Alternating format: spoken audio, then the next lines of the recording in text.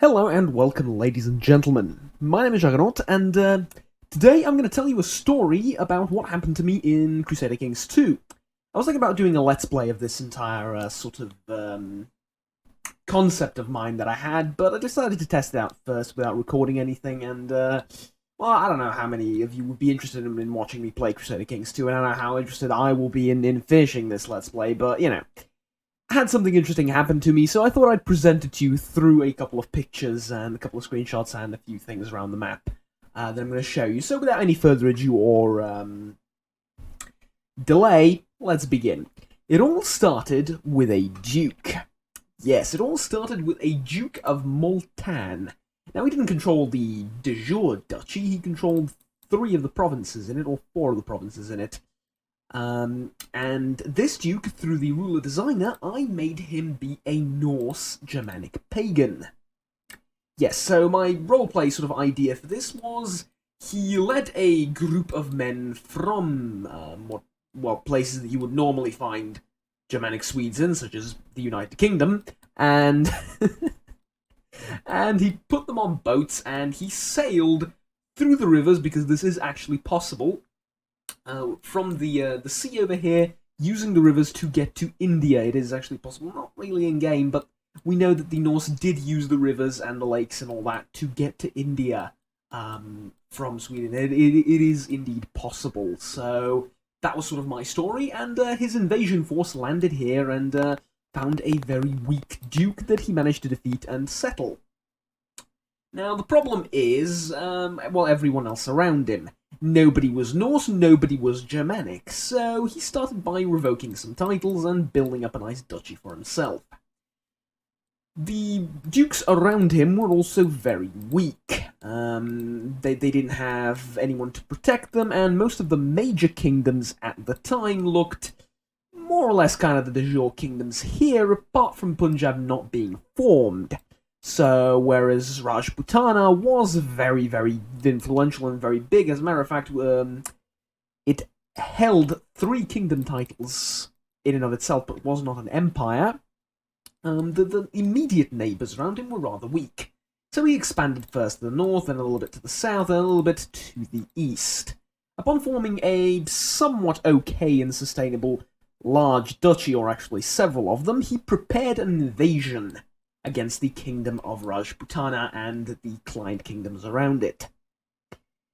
Adventurers from the other side of the world pretty much joined the fray, from both Svitjold, which is currently being ravaged by the Venetians, and the Danes. Speaking of which, adventurers from Denmark, from Jorvik, from British Denmark, from Danish Denmark, and, you know, even from Iceland, which is still Denmark, managed to find their way down, again using these rivers, to Punjab, and formed a huge 20,000 large invasion force. This force of brutish, hardened, veteran Norse warriors dealt with the Indian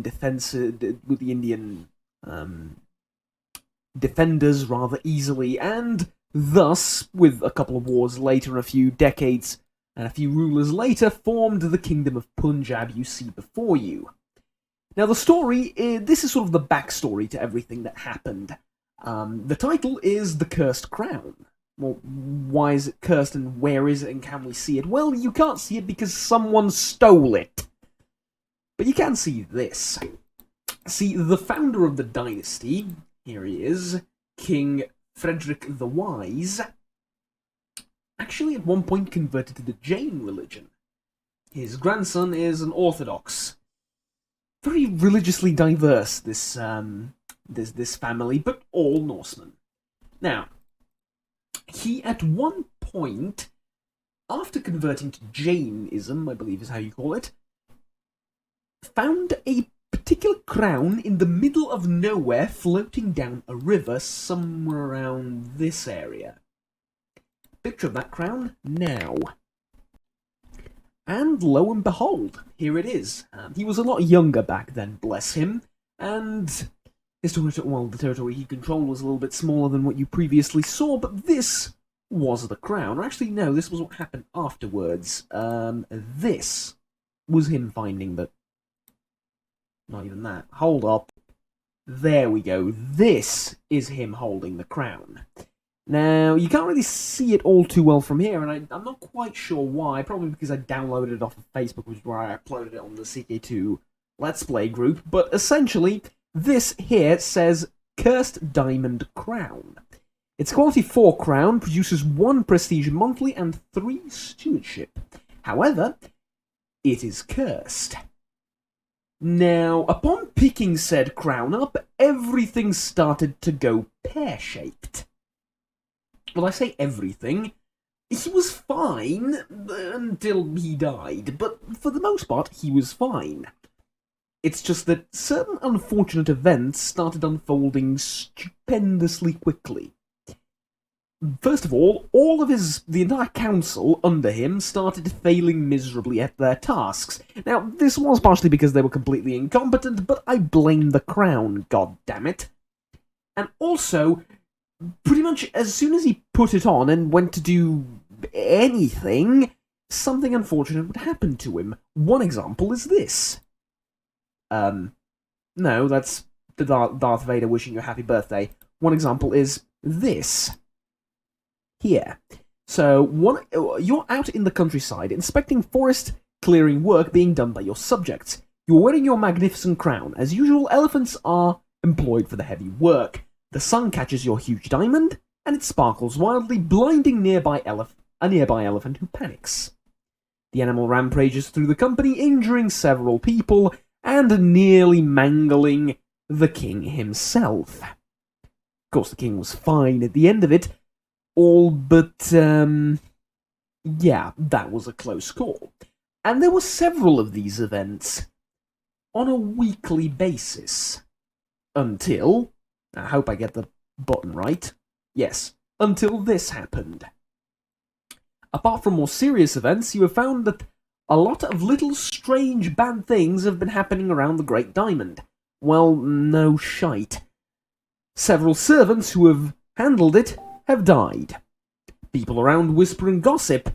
They say the diamond is cursed. My apologies for that, but that's what happens when you download pictures off of a social network, right?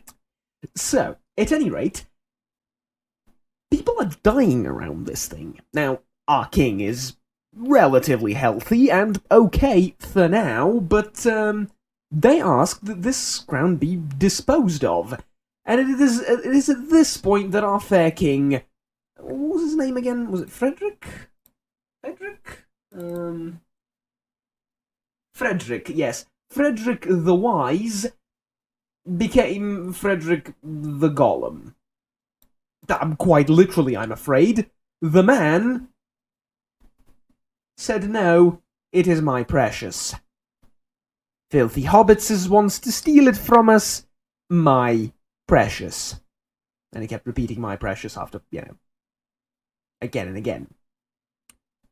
Now, you might say that, well, that's it. This is rock bottom. Everyone around you is dying, everyone around you is failing, this crown must be disposed of, but it's my precious, of course, so I can't dispose of it, right?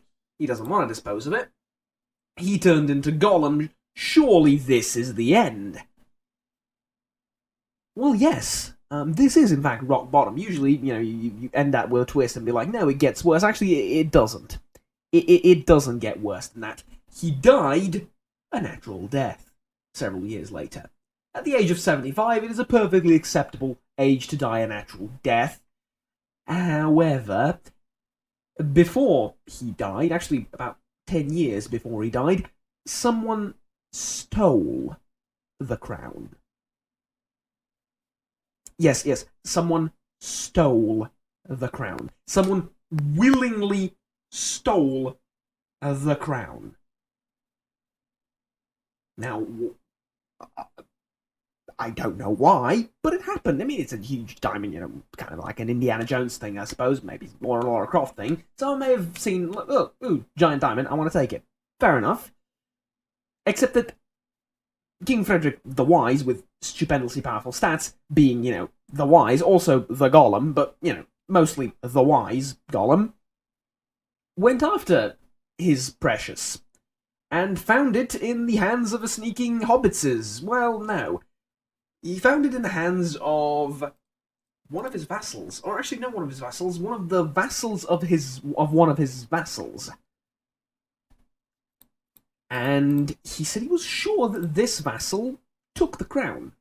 So, okay, I decided on behalf of King Frederick to press charges and accuse him of stealing and search him. Before I got the chance to do that, though, the vassal died. The crown? Not on him. The crown is gone. Now, I have a stupidly large collection of items, ranging from books to necklaces to Chinese artifacts to very powerful armor to some weaponry and stuff like that, and you like a tapestry and a tongue for some reason. Actually, why do I have this? Whatever. You will notice that I do not have the crown, however. I'm still looking for it. Meanwhile, we've created the Kingdom of Punjab, expanded it by around 60% of it, or 40% of its size from what we inherited from King Frederick the Wise. And that's all fine and dandy, so the country's been doing great.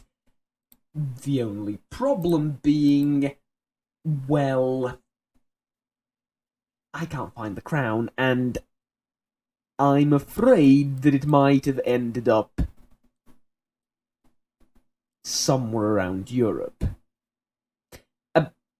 According to the borders, it got around quite a bit. All over Europe. As it would seem, actually. At any rate, that's pretty much it. A very brief story, but a story of the Cursed Crown. What happens in the future, I guess I will keep you updated, but I doubt I'll see the crown ever again. Though, I did have an idea to send it to China. Wonder how that would do. Also, another option would be to give it to my heir. And see whether it, works, quote unquote. Well, that would be pretty much everything. I mean, it's the story of the Cursed Crown. I believe I explored every avenue I could with it. It just disappeared. At any rate, like I said, that's pretty much it as far as this this bit is concerned. Story of the Cursed Crown, ladies and gentlemen. At any rate, like I said, apparently my new favourite catchphrase. Like I said, I will keep you updated if anything else happens on this topic, but I wanted to share this little story with you and hope you enjoyed it. That's about it. Thank you very much for watching. If you have any questions or would like to say anything on the topic, please feel free to do so down in the comments below. And, yeah, that's about it. Tell me if you enjoy these kind of videos, by the way, of, like, brief little stories in CA2 or, any other, like, paradox strategy game like this, because I am inclined to do them. They're quite fun to sort of recapitulate everything that happened, and, quite easy to do, and, I don't know, if you enjoy them, like I said, feel free to tell me, and, I'll do more in the future. But at any rate, I need to stop saying at any rate. Be that as it may, thank you once again, have fun, take care, and I'll see you in another video. Bye-bye.